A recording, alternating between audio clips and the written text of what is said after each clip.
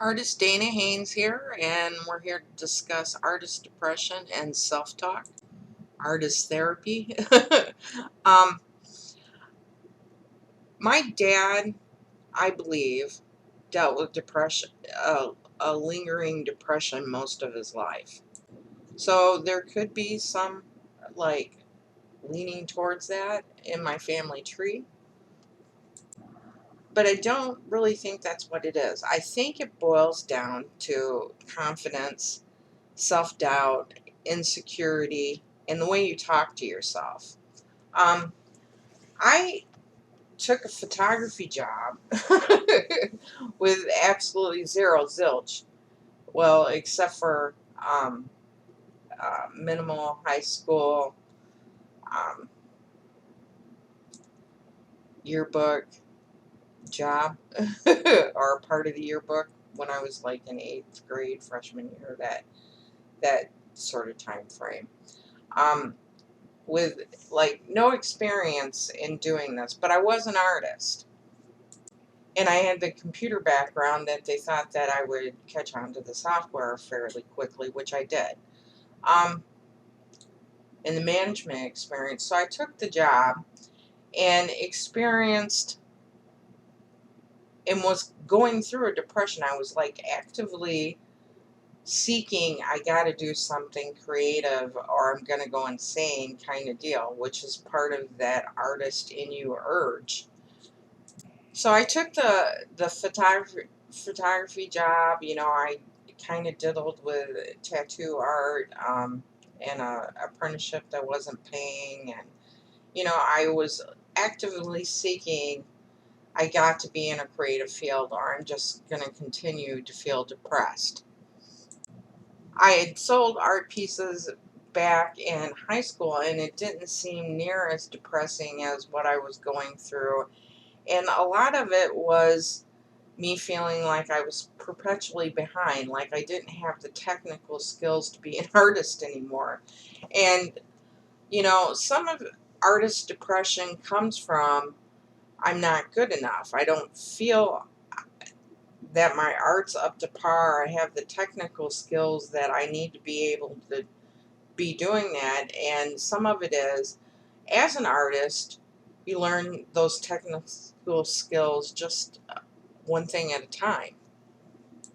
But while the internet we're having like an art explosion and it's beautiful and it's crazy wonderful that, artists can actually be seen and heard, and, it's all over, and it's, just embedded in the internet.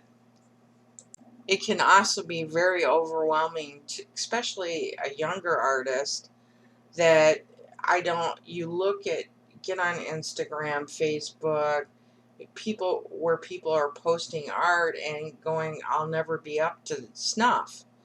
It's a catch-22. We're at a stage where what's beautiful is I can listen to some of the artists that I admire talk on YouTube or podcast and get inspired by them, but also it's overwhelming that I'll never be as good as them. I'll never get that Disney job. I'll never get that, you know, Blizzard job, or, I want to be in gaming. I think so much of it, but I'm not as good as them. And then you start getting into looking into what it takes to become one of those artists, and you're immediately overwhelmed.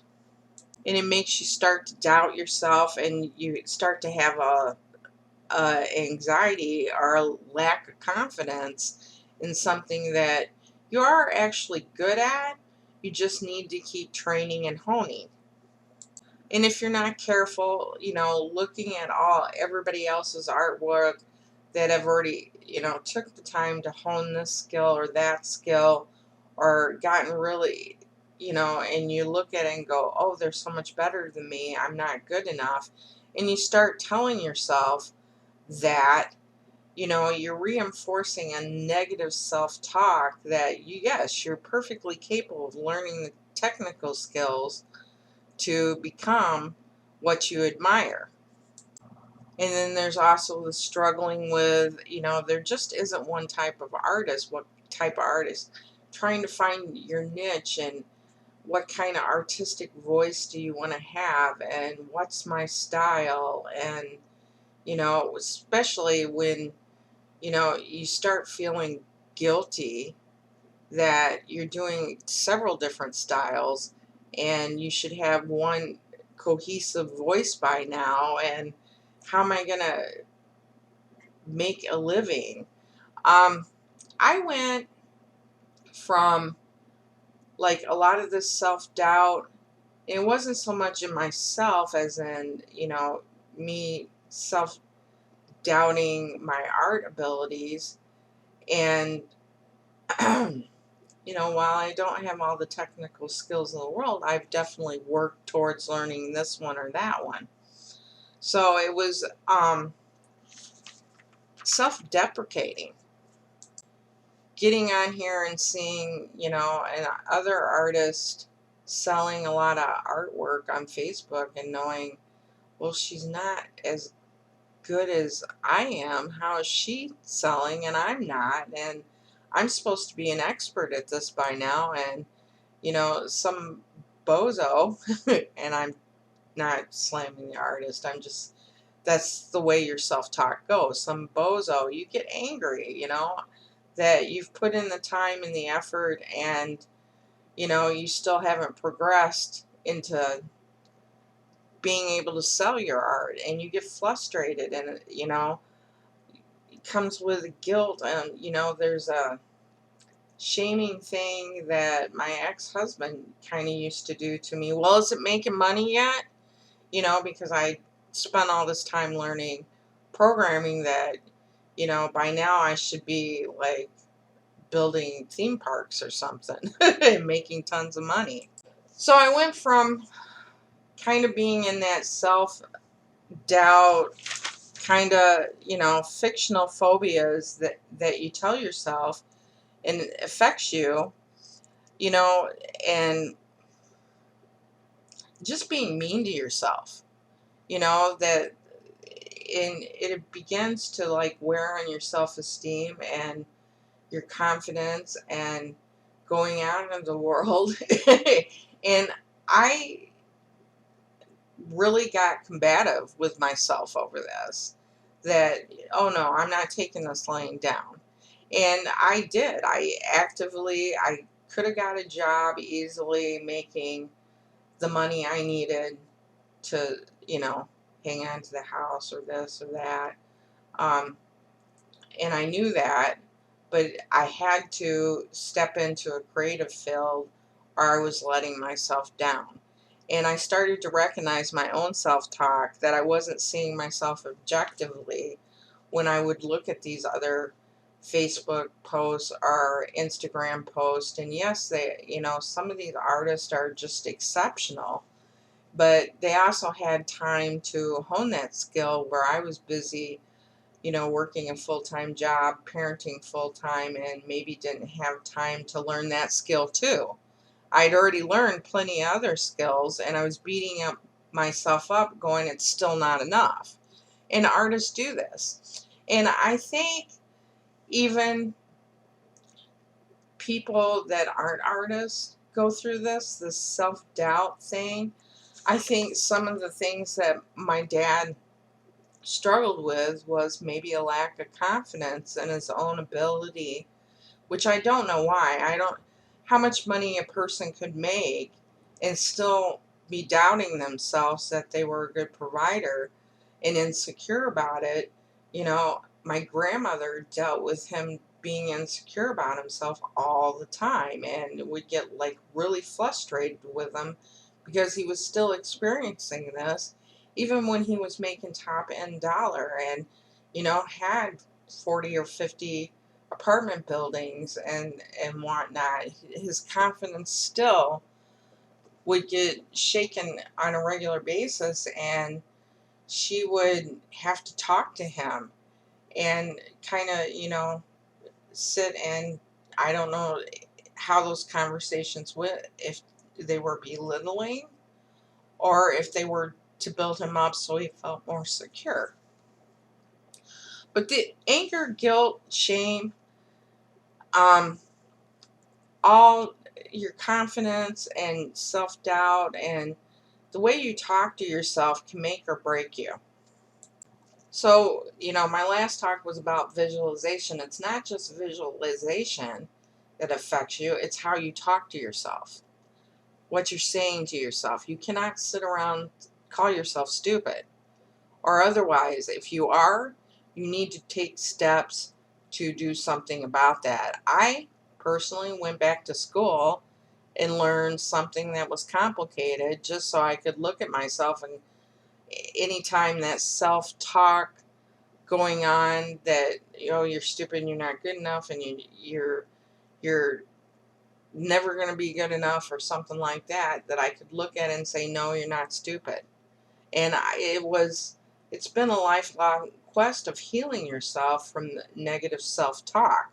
So, a lack of confidence, and guilt and shame and anger, they all come from the same place you're hurt. And what you can't be doing is hurting yourself. So you have to, well, you need to be honest with yourself. You need to be objective with yourself.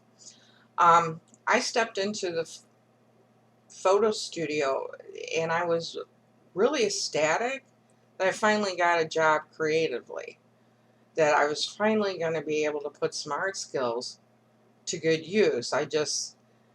But when I got there, and I'll tell you the story, it was during Mother's Day. So my first week, I got a lot of video tapes on how to do something instead of being able to build up the skills. So I had another week maybe of them going over how to take the photographs and stuff, and I catch on quickly. But I went, and the manager quit, the DM quit, so I got slammed into my first store, and it was a busy store, and it was Mother's Day, and I felt it immediately. I got there, and things I knew how to do, like run a register and do the accounting and the management part of the job, were even being shaken. So my first full-on day, there was a line out the door of people waiting to be, or what seemed like a line. There's probably 5 or 6 customers backed up waiting for their Mother's Day photos, which is a big deal. And I took pictures of mom and her children, and I got through. It went so fast because I was so nervous and so feeling so insecure and like picking at myself mentally that I wasn't doing a good enough job, that I sat her down and I was very shaky about the sales process, and went through the pricing with her and everything, and kind of nervously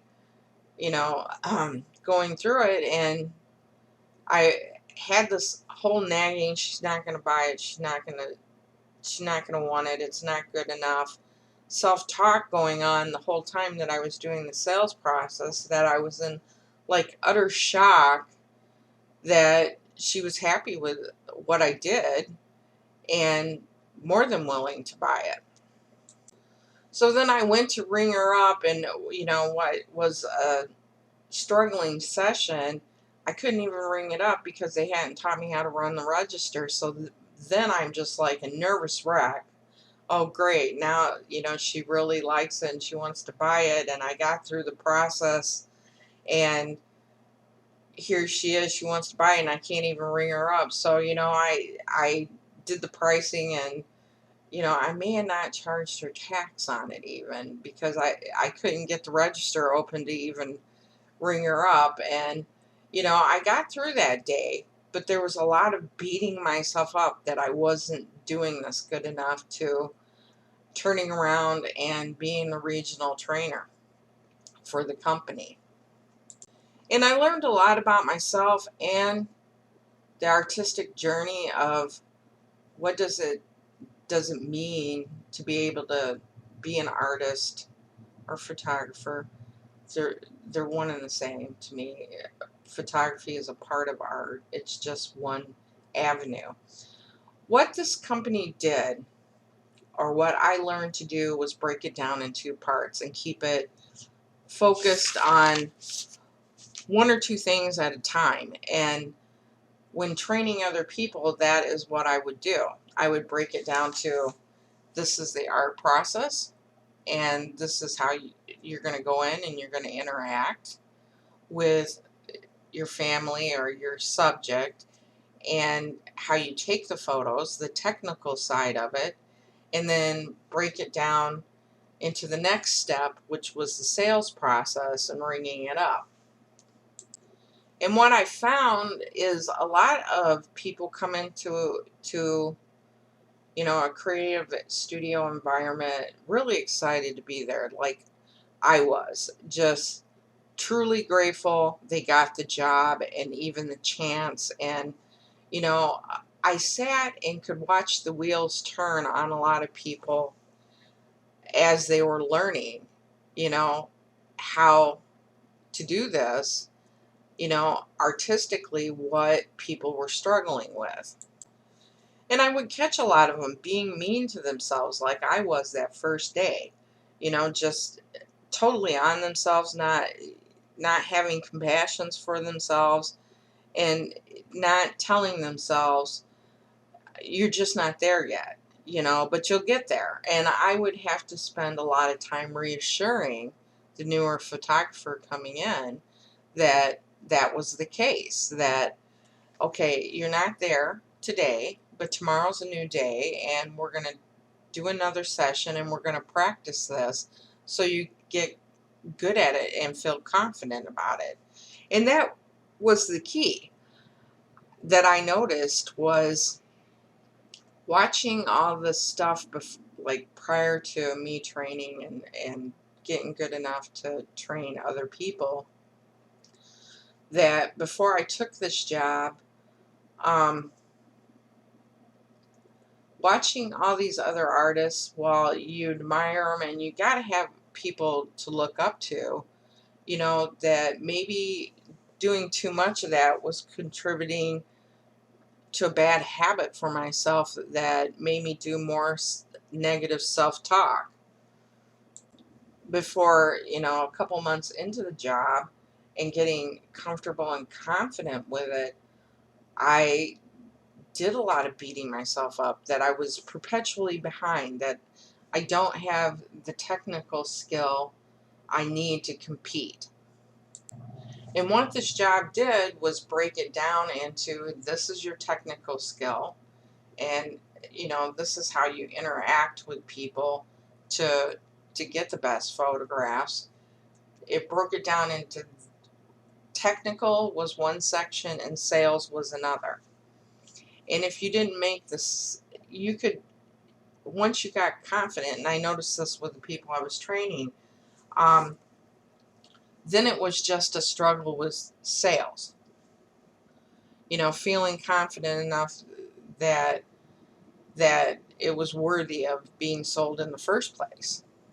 And some couldn't get past that, even though they were taking, um, the right kind of photographs and they looked good, that they couldn't get past the sales process and were still stumbling and, you know, um, struggling with what to say to the customer to finish the sale and ring it up. But what was going on with me before taking this job was I was struggling with, well, what kind of artist are you? Um, there's a million different ways to be an artist in today's world, and you know what I fear is that you have younger artists that is talented and working on those technical skills and building up those muscles, that they're getting really good at it, that they're still beating themselves up, that they're not as good as somebody that's been doing, say, just graphic pencil realism for 10 years. Of course you're not, you will be if you focus on that for 10 years, be just as good or better than that person that you admire. But being an artist today is overwhelming, and it can lead to depression because you don't know what kind of artist are you. And it's so easy for a kid with that leans towards being an artist or an introvert or um, kind of that artsy type person, and could really be good at it if given the proper guidance. That say they draw something and it's really cute or really good for their age, and before they've gone to college or gotten any like special training in that aspect, they post it on one of these print on demand sites, and then sit. And I know older artists are going through this, that they'll post something on Fine Art America and all excited, and finally, I can sell my stuff on the internet, or they've built a website and finally I can sell to people online, and just get devastated that the ticker talks by and there are no sales. And then they beat themselves up that, well, I must not be good enough because nobody's buying my art. Well, you know, it may be technical skills that you can work on to improve, but it may just be nobody can find you. And you're just sitting and beating yourself up because you've made no sales. Not because of any other reason than you're just like, it's like an ocean, and your artwork is in the middle of the ocean somewhere and nobody can find it. So what I'm saying is you need to be more objective about this. Is you can continue to work on your art skills and hone those technical abilities so you feel more confident about it, but don't let yourself think that you're not a good artist just because there's always going to be somebody that might be better at this technique or that technique than you. And you can learn it and master it, but just because you didn't make a sale doesn't mean you're not an artist, and doesn't mean that you're not good at what you do. And a lot of artists are introverted. They have social anxiety, and they do a lot of I'll never be cool enough to begin with, and combined with being an artist, you know, finally you have a way to shine. I know from personal experience, I used to go to art as comfort. It was a creative way for me to be therapeutic to myself in my younger years, in maybe a kind of volatile situations, or um, little bit of an unstable environment. That was my go-to. That was my happy place that I would go to feel better about myself and what was going on and stabilize myself. And growing up, I reached out to other kids. I'd learned to use art as a way to interact with them and socialize with them, and kind of go, see, I'm special too, and that, oh, Dana, she's the one that does art, yeah, she's good at it, and then reinforce my self-esteem. But going into the adult world, you know like having skipped art college, I beat myself up about that quite a bit and do a lot of negative self-talk. Well, you're never going to be in the art field or an art field because you didn't go and finish this art college. So I beat myself up. And when I'm kind of reaching out and sharing my experiences with You know, there can be like a genetic background that something that you lean towards depression anything anyway, or could, and you don't want to do all this negative self-talk and make it worse.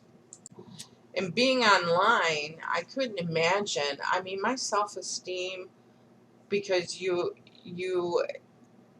it's so hard not to identify your artwork with yourself and judge them separately. You know, you need to be able to look at your artwork and go, okay, I need to work on this, this, and this. And that isn't who I am. It feels so much a part of who you are because you made it, that when you judge the artwork, you judge yourself. There's a difference between judging yourself and judging your work, is what I'm saying. You know, it's hard to distinguish between the two, but you need to actually keep them separate. This is my artwork, and these are the skills that I need to focus on and work on. Like an example, right now, um, I feel like I need to hone being more realistic, maybe because I've been looking at a lot of that and maybe too much, that I feel like I need to go back and put a portfolio together of traditional artwork and show, yes, I can do this. And and I'll catch myself beating myself up going, that's not good enough, or it could have been better. But instead of beating myself up, I'm stopping the negative self-talk and going, okay, it can be better. That's not you. So, you know, don't beat yourself up today and deprive yourself of a meal or something, or, you know, um, your normal routine and stay in bed depressed. Just think about, well, the next piece, I'm going to work a little bit more on that skill. I went through something when I was young. I was extremely shy, as in raising my hand in class made me just want to break out in hives because I was that kind of shy. You know, I was so afraid that I would be ridiculed or hurt that a lot of times I wouldn't even raise my hand. I would sit there, I may know the answer, but not want to raise my hand out of fear that I would stutter or stumble over my words and that other kids in the classroom would laugh at me. So, yeah, I get it. What was great about photography is you have to work with your social skills and overcome that anxiety that you may feel because you're being watched while you're doing this, that it may amplify that kind of fear. It's not something you can do off in your bedroom alone. Well, you can, but not family photography. Um, you have to be interacting with the customer at all times. So it can heighten any kind of anxiety you feel about your social skills. And if you're really introverted, you know, and you have low confidence in that area, it can amplify you feeling depressed. And what I really understood when I was training people is they would get to the point that they were comfortable interacting with the customer and taking the photographs, but when it came to showing their work, they got scared all over again. And I did this myself. Now, the cool thing about the way it was set up is that you don't have a lot of time to beat yourself up and let yourself get scared that, you know, moving from the photography part of the studio into the sales part of the studio was, you know, maybe a 1 minute you could put it off and beat yourself up, not very long. And I kind of refer to this as pushing your introverted self into an extroverted self. That, yes, you know, you'd have to show your work. There is no putting it off in a photo studio. And I noticed that the more comfortable and more confident people got in taking the photography, the less insecure they felt moving to the sales table. And it really did kind of play on that fear at first until you get used to it and overcome it of exposing yourself to negative feedback about your work and feeling rejected. If you didn't make a sale, I took it personally as a personal rejection there at first, and then after doing it a couple of times, or say I maybe a month or two of some sold, some didn't, and being able to judge myself objectively, was it the actual photographs that I took, or did they just not have the money at the time? Um, my experience was the longer I did it, the more people were coming back to buy the photographs that I took, the portraits that I took. So I learned that sometimes it just boils down to it was bad timing. They didn't have the money and they had to come back when they got paid. And most of them I was finding were coming back to buy it instead of it being about my artwork personally. In other words, they liked the artwork. They really felt bonded to it and me and wanted to purchase it, and just didn't have the means at the time. And we went to a policy of, you couldn't put a down payment on it and come back and pay later. They had to come back and pay. So which put more pressure on me to make the sale right then, or just chalk it off as a non-sale. And I would have people come back and buy the packages, and it kind of gave me a wake-up call of, you're doing way too much negative talk. You know, can't you they're coming back. It's not you. It's not your artwork. It really was the circumstances, and here they are to purchase it. So as you do this, you know, you've built the skills, and then you've built the skills to sell it, and I'm not a used car salesman, okay? I'm not one that overly hits somebody over the head. You gotta buy it, you gotta buy it now, or, or death to us all.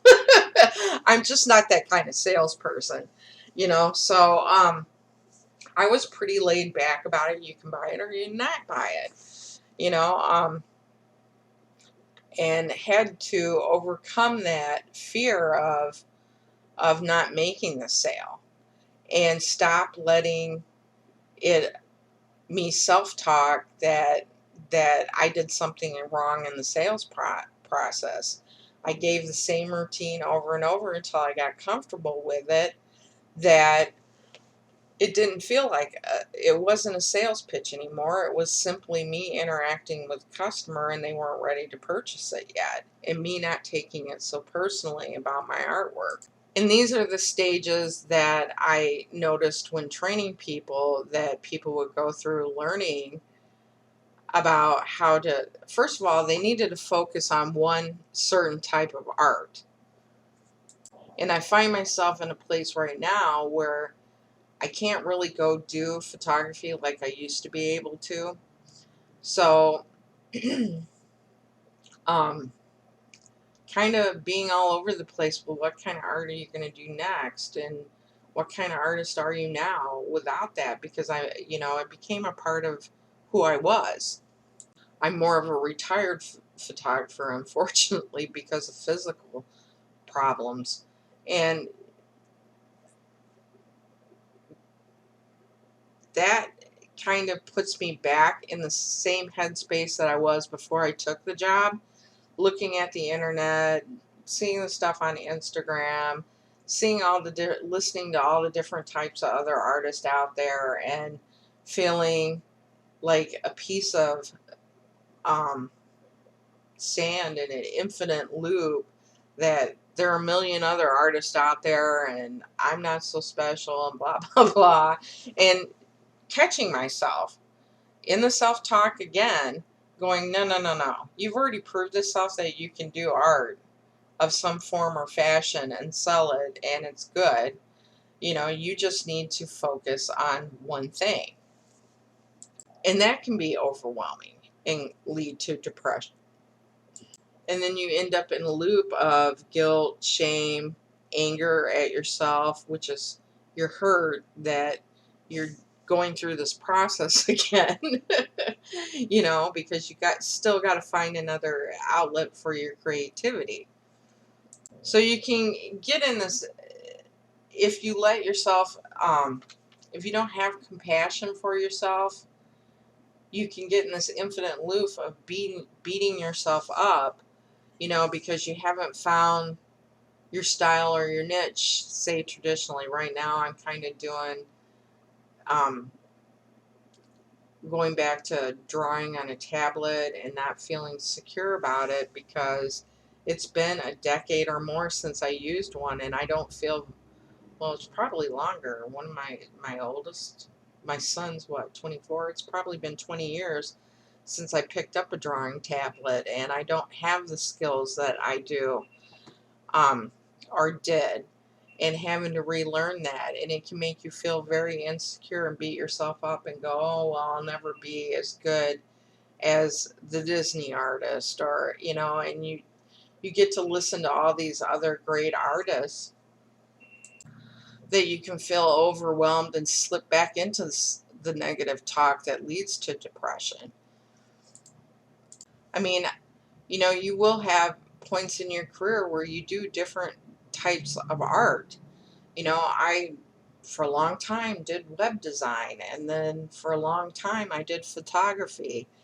And now back, finding myself at a crossroads, trying not to do the negative self-talk. And, well, I'm going to do some traditional art now because I've got time to do it. And, you know, do I want to go down that road and learn all this other stuff so I can be one of the big greats too? I'm laughing about that because I kind of am going through a loop of, you know, when you get on here and you listen to some of the YouTubers, you know, they have these backgrounds.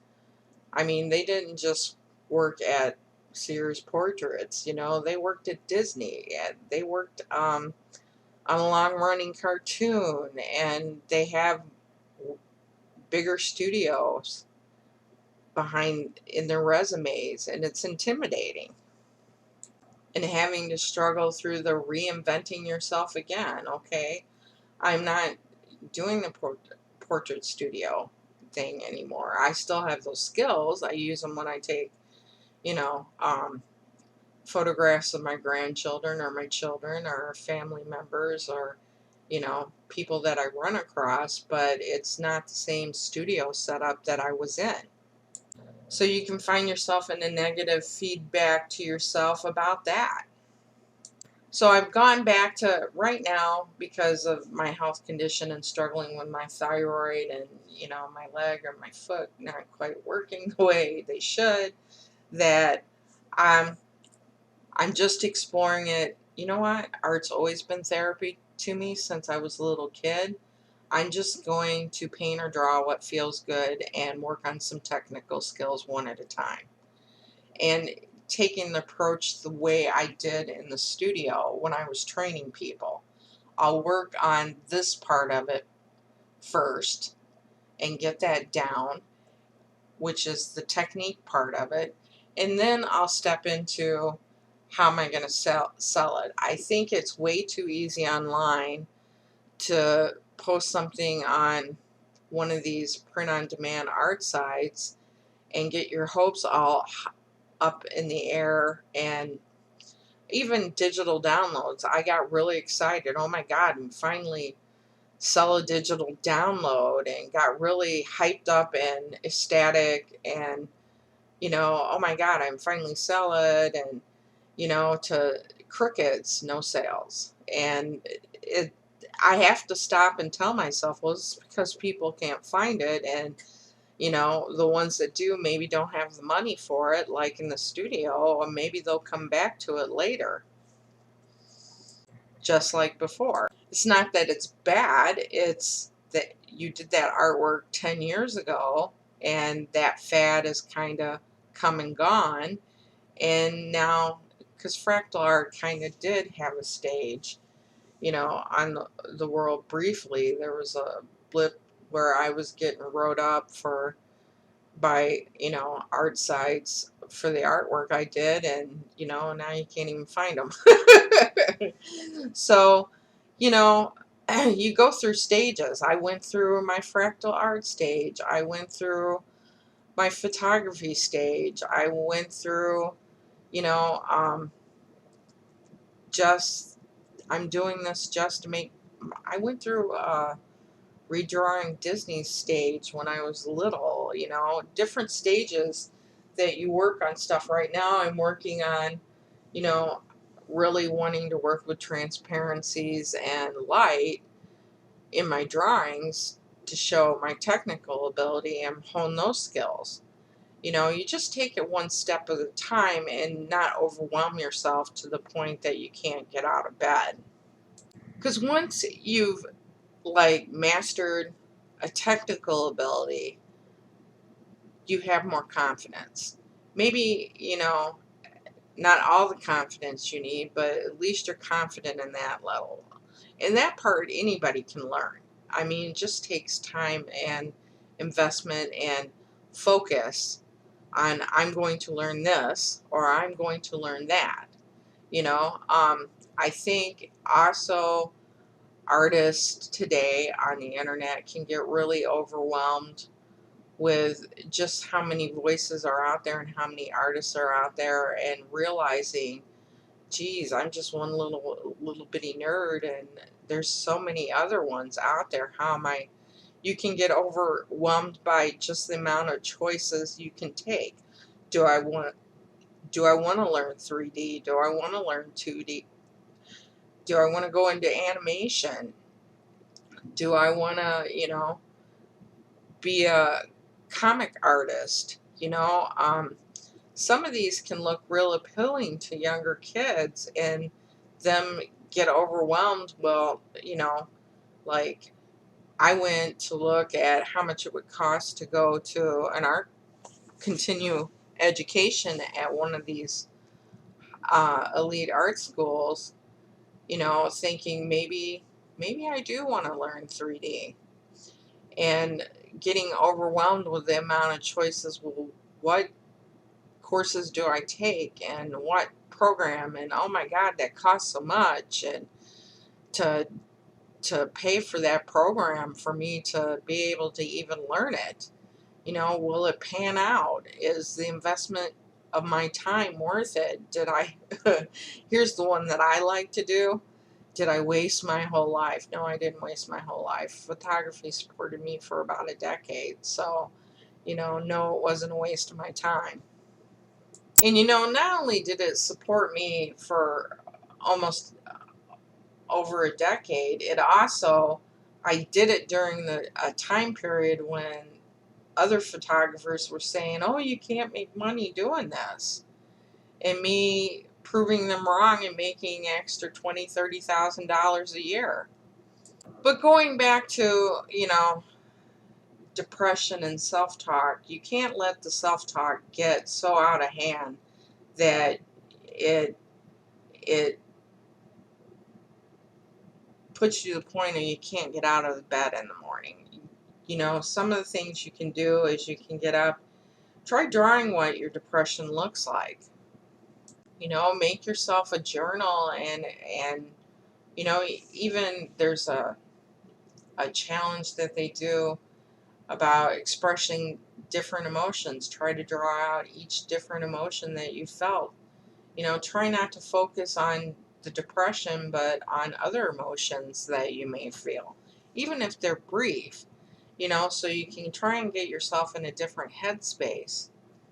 And I'm going to tell you, it got to the point where when I was training somebody, it wasn't that whether they could or couldn't do photography, it was whether their self-talk was going to allow them to. And I could tell that, this person's going to make it and this person probably isn't, pretty early on, just by the way, you know, they express themselves during the learning process.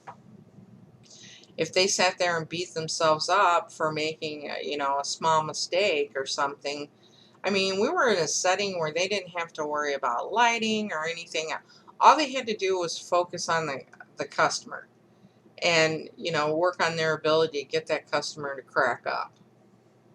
And if, their Debbie Downer mood was affecting them so much that they couldn't get a smile out of a customer, I knew they were going to especially struggle once they got to the sales table, because they weren't going to have good art to show.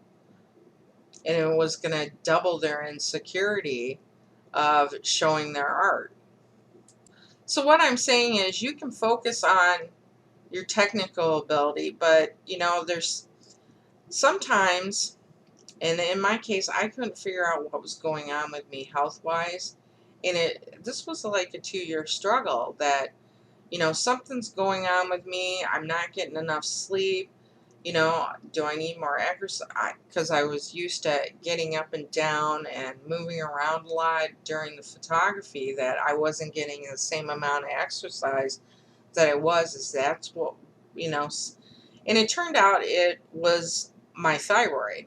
And you can throw all the depression medication at it that you want, but sometimes just making sure that you get enough sleep, because I know some artists will go on, and I used to do this, I would go on 23-hour benders of working on websites. I got to get this done. I got to get this done. I got to prove myself. I got to prove that I'm worthy and worth something. And I didn't need to work on it 23 hours. I could have stopped at a normal 8 hours, rested another 8 hours, and took time to spend with my kids, then pushed myself 18 hours straight to the point of exhaustion. So make sure that you're getting enough sleep, and enough physical exercise, and make sure it's not something else. My thyroid being out of whack caused all kinds of depression problems. I mean, I went from being a very confident artist and photographer to, struggling with low self-esteem again, because here I was struggling with a health condition that was affecting me to be able to do my job, which was affecting my finances, which was compounding the problem, which led to more depression. And you have to be able to pull yourself out of that headspace and take a look around. Am I getting enough sleep? Am I getting enough exercise? Am I eating healthier food, making healthier food choices?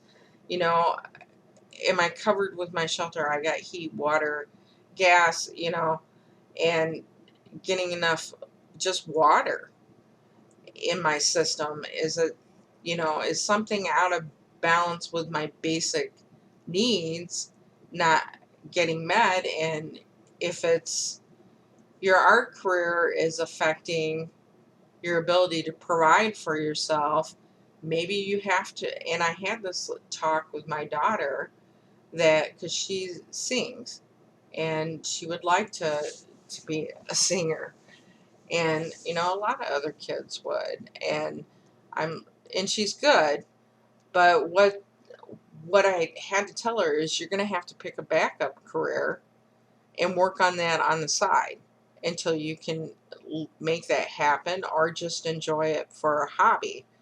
But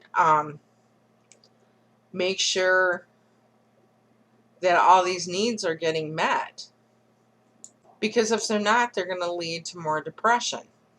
And as an artist, if you're trying to make it in this like overly competitive field, you're gonna it's just kind of like a snowball effect. If your basic needs aren't getting met, then your artistic needs probably aren't getting met either. You're not as focused on your game and being the best that you can be, because you're distracted by all your basic needs not getting met. Or you know,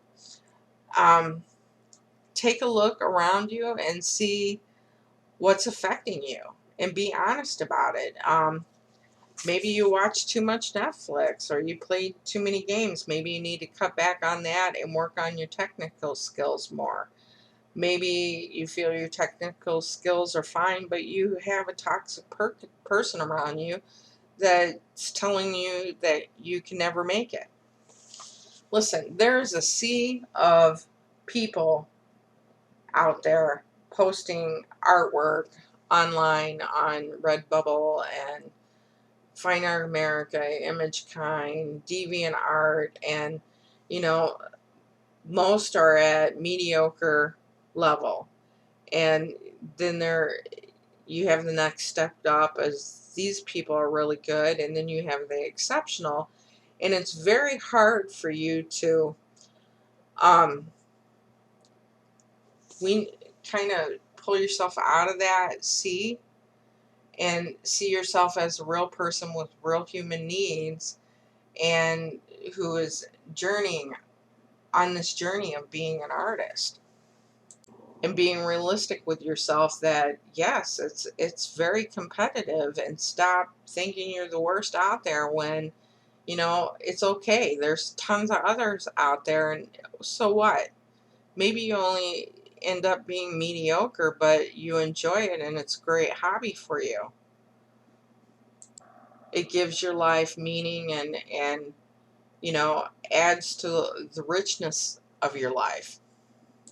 Maybe being an artist, on one of these platforms, I know they make it seem easy to get sales, but unless you've run across a niche that really sells really good, um, which finding a new one is getting harder and harder to do. Um, Having 50, 60 sales online is actually pretty good. It's not bad. Um, it would be better if you could sell, 2 or 3,000 or 10,000 or 60,000 and be a multi-millionaire, but that's not going to happen to all of us. And it's okay to be objective about that and go realistically, if I make 50 or 60 sales, I it's not because my skills are lacking, it's because of one, it's hard to find, or I have a niche that not everybody's into. And, stop dwelling on the, oh, I'm not good enough. But, you know, you have to get away from the negative self-talk, and you have to get away from toxic people in your life that tell you you will never make it.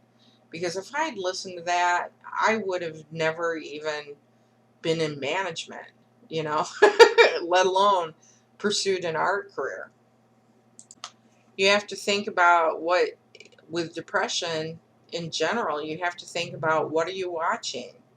Who are the people you talk to? Who are you interacting with? It affects you. And you have to look at it and go, is this a good or bad habit? Is it contributing to healthy mental health? Or is it contributing to that snowball effect?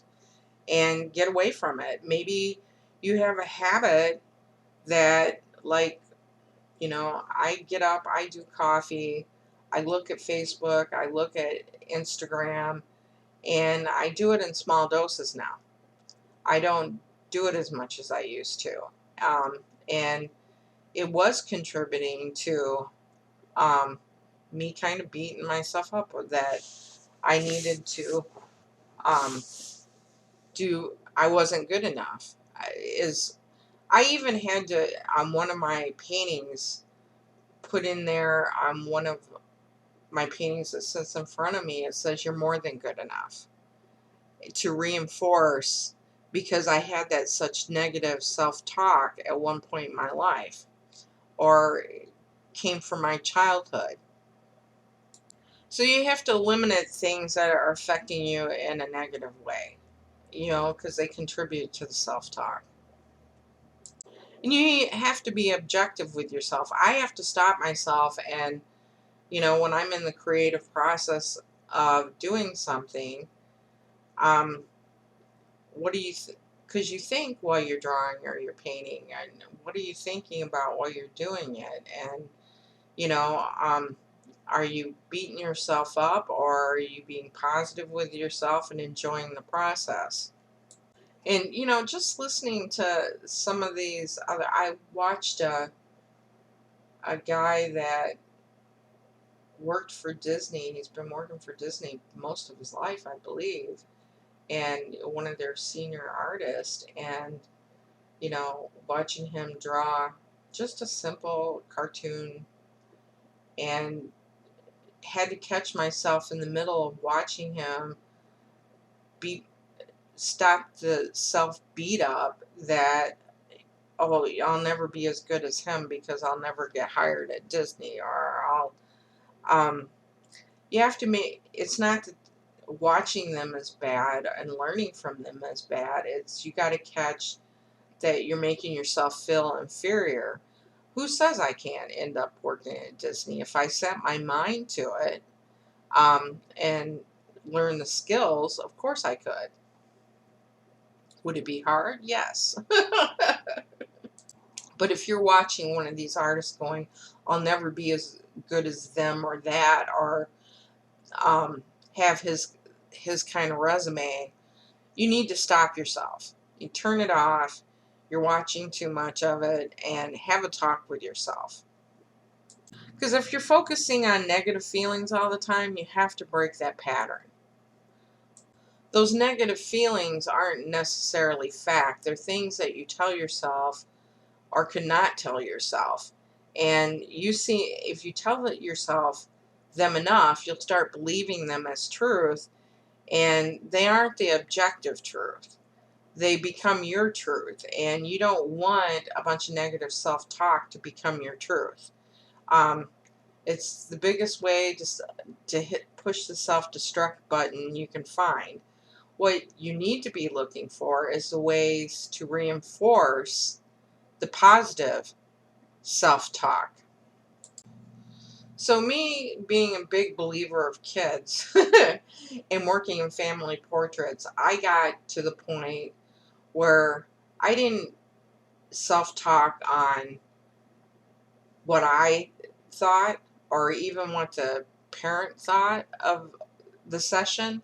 I would judge it on how the little kid was reacting to me.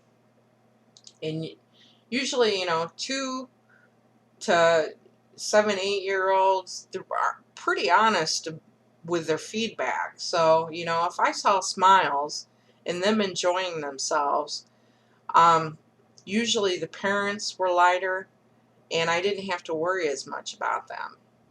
And then I could judge myself fairly, going, it was an enjoyable session, and I got to the point where that's what mattered. The connection between me and the customer really is what I came to learn mattered the most. The photography was just a technique. It's just how I captured them artistically.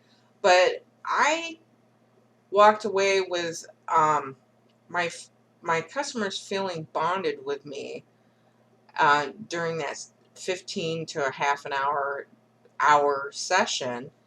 Um, one of them came up to me, and I barely knew her, but I took her infant photos and did her christening, and she came up to me and she said, "You're my best friend." And I just kind of looked at her, and I didn't understand, but she went on to explain, I get so little social interaction that I see you more than anybody, and I feel really bonded to you. And I understood that as a mother, and stay-at-home mom, when I had that period going on, I could understand that. And I got to the point that I understood it was the connection between me and the customers and my technical skills that bonded them to me, or me to them, that made the session great and memorable and a good time, and something that they would want to do again and invest their money in. So pulling yourself out of an art slump, one, you have, or even a life slump, is you have to stop it with the self-talk, negative self-talk. Nothing gets done if you're just sitting there beating yourself up and playing Eeyore. You know, you really need to stop, think about what you're doing objectively, and from an outsider's point of view, without the social anxiety and without them judging you negatively, because you don't know that they are. Most of the time, they're not. Most of the time, they're looking at you in awe, going, I can't believe you can do that. I can't even draw a stick figure. You need to pull away from what is triggering your depression or causing you to get down on yourself and focus objectively, breaking that pattern. Focus on something else. You know, even if you're not in a good mood, focus on something happy. I found that just being day to day in a studio with people smiling back at me affected my mental health like 200%. I felt lighter. Life was more enjoyable. But and you got to have a sense of humor when approaching art or life, or just in general. You know, you have to find the light side of yourself as well. You don't want to fabricate a reality for yourself that is all you just being mean to yourself. You have to have compassion on yourself, especially if you're facing some kind of social anxiety. Um, when I was little, going back to what I was stating about, I would sit in the classroom and wouldn't want the teacher to call on me. I kind of, even as a little kid, kind of one-stepped it, baby-stepped it to, I'm going to raise my hand this time. I'll get through it. Or, the next time I know the answer to the question, I'm going to raise my hand. Maybe I won't get chosen. Maybe I'll have to talk. But I'm going to force myself to, because staying stagnant in a negative self-talk, oh, well, you're so stupid, you can't even talk in front of other people, it doesn't help the situation. The situation improved when I forced myself to step out of my comfort zone. And you just focus on one thing at a time. Now, once you get past some of the technical ability and kind of find, you know, focusing on one thing helps, you've got to find an outlet for sales. And maybe you're the kind of artist that you're just doing it because this is something you love and you don't need the sales. I personally found that it helped solidify me feeling like a true artist, that I was indeed bringing in an income and I had a real career. And this was the second part of the training, which was the sales part of it. And if you just look at it in two little segments, technical ability and the ability to sell it. I'm struggling even right now with, okay, I can create it and I have the technical ability, although I need to hone a few things, that I don't have an outlet to sell. I don't know where to go. Online, I've been on these about 6 different art sites for the last decade, and they've pretty much been on autopilot because the sales weren't there. And it was hard to get found, and I didn't have time to promote on social media because I was actually in an art career and focused on the real sales at the studio, that I didn't focus too much on my artwork at home. So my sales have dwindled and they've gone down, and I'm now taking steps towards being more active on social media and stuff, and kind of developed a marketing plan for that. But I didn't put all my effort into that. My effort is going into still producing the art. The thing that got me good at art every day was doing it every day. And when you focus on that instead of beating yourself up, it's way more productive. And just posting a little bit of that has brought me a few new followers, a couple small sales. But, you do have to look at it as, it's hard to bond over the internet, and that it's not just you. Your art doesn't suck. It just means it's very hard for people to get attached in a 2-second world. Meaning they're going to look at your art for 2 seconds and move on to something else and slide to the next thing and slide to the next thing and look at the next thing, and it may register for 2 seconds, so, I'm working on my consistency on social media because I know that worked prior or previously before I got the art. It's what got me the art job, the photography job. I was consistent and people noticed, hey, she does art. Maybe I can hire her for this job. And if you've hit a slump, it's the same thing with depression. You got to be able to get out of bed in the morning, and maybe, the first day you just, okay, I'm going to make sure I take a shower today and eat. And then the next day you do the same thing, and the next, and then add another thing to it and add another thing to it until you're back healthy and functioning again. And on the side note here, being introverted is and enjoying your solitude is part of being an artist. Most artists outside of photography aren't interactive as much, and pushing yourself to be more interactive could be causing you some anxiety, and it's okay. If you're falling on deaf ears, it's because it's the internet, it's not you. And you'll get to the point where your technical skills just wow people, and they look at it and go, oh wow, and that's the goal. And then you have an opportunity to bond with them when they do that. Oh wow, that's good, um just hang in there, and it's one step in front of the other. And I think the next talk I'll focus on the second part of um, the process, which is sales. Um, and I don't know if I will or not, but I don't want anybody to be discouraged that got online and posted some artwork and it didn't sell. You've got to really look at it. I'm one little fish in a sea of other fish, and some are way bigger than me, and maybe I can work up to being that big fish, but it takes time. And try to not beat yourself up over it. And maybe, instead of focusing on, well, I'm not making any sales, focus on, well, let me see if I can find a niche that hasn't been covered by very many people so I can make a sale, instead of focusing on, I'm such a bad artist. Because 9 times out of 10, that's not the case.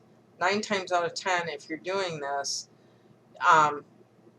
and seriously pursuing art, you are pursuing all those avenues to making a sale and reinforcing your self-confidence. What I found is the more sales I made, the less I worried about being a terrible artist. The more I knew and more confident I became in my art, and that I was good enough, and had that reinforced. And that's what you're looking for. You're looking for things that reinforce positive self-talk instead of negative. So, maybe the internet isn't the place that's going to reinforce positive self-talk, and you need to be aware of that and take it with a grain of salt instead of and that doesn't mean, be cocky and overconfident that you're the best artist there's ever been, because that's never the case. Unless you're Michelangelo or Da Vinci, none of us are. We all got ways we can improve. But, you know, um, don't take not having sales as a measure of, well, I'm not any good, because I've got a 10-year record of proven sales ability, that my artwork does sell, and I'm still, you know, coping with insecurity. And if I wasn't aware of it and didn't talk to myself correctly about it, I couldn't be on the internet as an artist. I would be Debbie Downer all the time, and don't let it get to you. And that's this talk on artist depression, and the subjects that you come across, and self-talk, and how important that is to you. And I hope my kids are listening and taking it to heart, because I want them to know, and this is kind of why I give these talks, is that the way you talk to yourself is it's right up there with visualization. You can visualize it, but if you sit there and self-talk to yourself negatively all through it, you're never going to manifest the things that you want in your life. If you want to be an artist or have an artist career, you need to tell yourself, well, this is one little step. I'm going to learn this, or I'm going to learn that. I'm almost there, but I'm not quite there yet. And, actively seek out ways that you can overcome that instead of depreciating yourself. And that's it for this talk. It's run a little long, but I'll see you on the flip side.